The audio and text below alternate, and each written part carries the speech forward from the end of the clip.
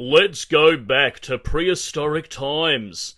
That's right, the 90s, where we see the live-action blockbuster film about the Flintstones. Get ready for callbacks, self-referential humour, and 90s cameos in this major motion picture cash-in that is sure to be a huge box office success. Let's find out what happened to this larger-than-life physical cartoon, the Flintstones. Hello there, you loose units, and welcome back to another episode of Spicy Boy Rewind Reviews, where we go back and have a look at a cult classic through fresh eyes.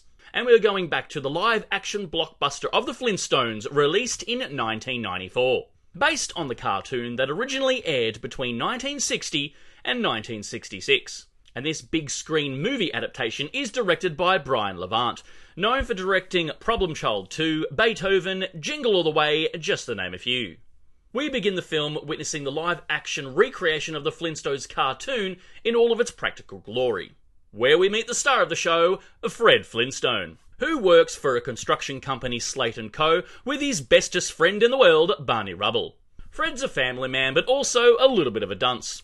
For those of you who have never seen an episode of the Flintstones, highly unlikely, Fred Flintstone was kind of Homer Simpson before Homer Simpson. Fred goes about his life in the town of Bedrock with a juvenile sense of wonder, being a charming oaf. However, one evening after work, his wife Wilma questions him on why their savings have gone missing. Turns out that Fred gifted the money to his bestest friend Barney, so he and his wife Betty can adopt a son. Showing, although that Fred is a little bit of an idiot, he also has a huge heart of gold. Then Barney and Betty adopt a little unwashed cave child by the name of Bam Bam. Incredibly thankful for this gesture, Barney feels an obligation to pay Fred back any way he can, should the opportunity ever arise, which of course can only go well. On a completely unrelated note, Fred and Barney's greedy, dodgy boss, Cliff Vandercave, has hatched a plan to find a scapegoat. A new executive vice president to take the fall for his embezzlement scheme. Because that's what kids and families have come to see a live-action Flintstones movie for: financial fraud. He sets up a written test for all of his employees to find who is going to take the new position. So obviously, Fred is going to do totally super well. As Barney goes to hand both his test in and Fred's, he sees that Fred's answers are all completely wrong. Feeling that obligation rise up in him, he does what he feels is right in the situation and switches both their tests. And wouldn't you know it?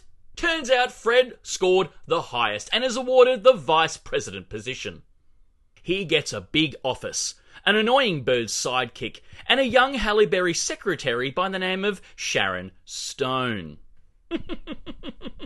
But to seal the deal, and to make sure that Fred doesn't question anything about the stonework that he's been signing, Cliff Vandercave begins the process of corrupting Fred's soul, just like they do in Hollywood. His first order of business is to make Fred fire his bestest friend in the world, Barney, as apparently Barney scored the lowest in the test. Fred reluctantly does this, however Barney does take it on the chin, as at the end of the day he still has his loving family and his best friend, which will totally never be corrupted.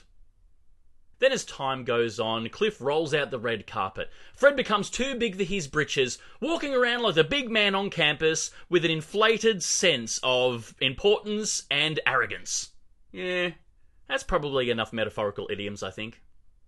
And wouldn't you know it? Barney and Fred have a huge falling out. Not long after that, though, Cliff pitches to the board of directors a way to make cheaper housing faster with machines instead of physical workers. Who is this guy, Elon Musk? Because that's what kids and families want to see in their live-action Flintstones movie: automated technologies.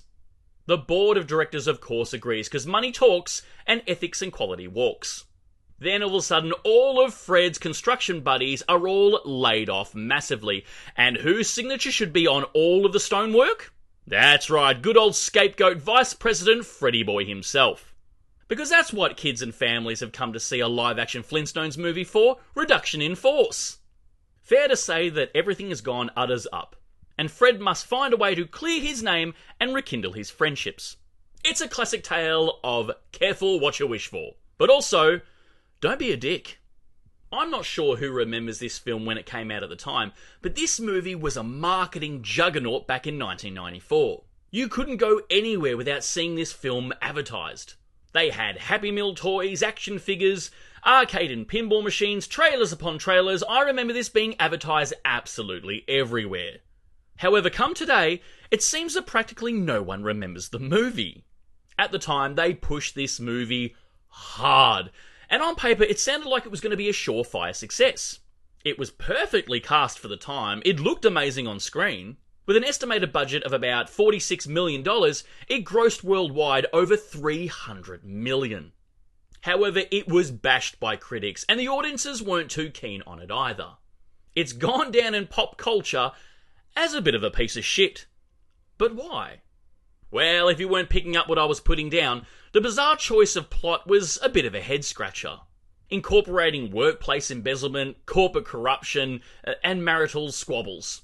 Families and critics walked into this film hoping for a gay old time. But the spirit of the cartoon was missing.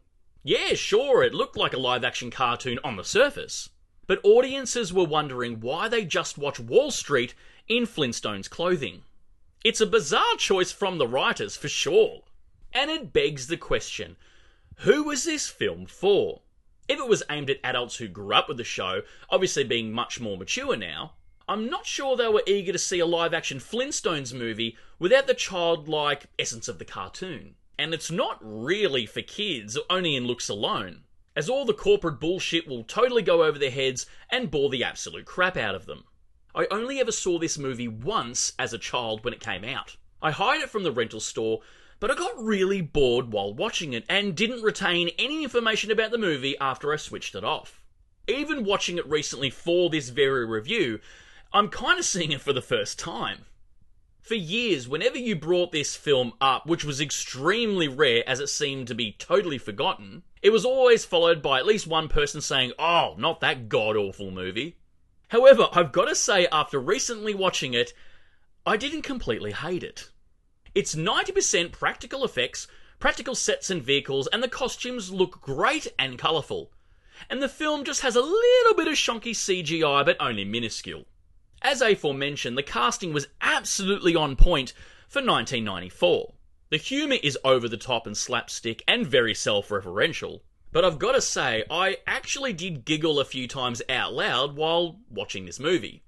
And being a 90s live-action remake of a classic show, it's Cameo City, which of course dates the film, but it's a trope that makes me reminiscent for the time period. And on that note, it seems that the 90s had a massive boner for remaking classic shows. The film, albeit not fantastic, is very charming after watching it and reminded me of a better time. Visually, it looks like a great kids movie. But I'm not sure it's going to keep kids' interest given the story. I mean, even I got bored as a child. However, I did enjoy revisiting this movie for this. We did, however, get a prequel in the year 2000 about a younger Fred and Barney, which I have never seen and probably never will. And I've only ever heard terrible things. It's the biggest piece of dog shit. It is a very forgotten film, and I never hear it brought up in conversations anymore. But I have been informed that it is in fact now a cult classic, purely for nostalgia reasons. And the more I think about this movie in hindsight, the more I kind of like it. But I would love to hear your thoughts and feelings on this movie, honestly. Do you remember it? What are your feelings on it? I'd love to hear. But more importantly, what is your favourite big screen adaptation of an old-time TV show?